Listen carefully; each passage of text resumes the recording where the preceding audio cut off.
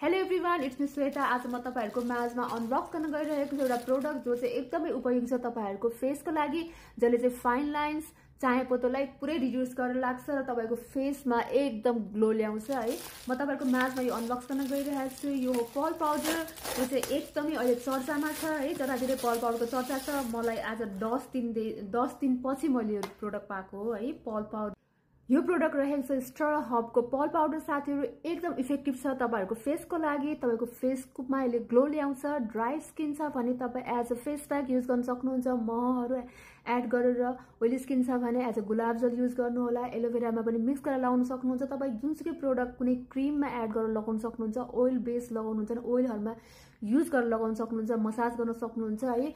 एकदम राम्रो साथीहरु, तपाई एकचोटी यसलाई ट्राई गर्नु होला अनि भन्नु होला रियली यो वाउ प्रोडक्ट नै छ है। मैले यसको बारेमा धेरै मान्छेको मुखबाट सुनिसकेको छु। त्यसैले म चाहन्छु तपाईहरु पनि राम्रो हुनुहोस्, तपाईहरुको फेस पनि एकदम सुन्दर होस् हैन।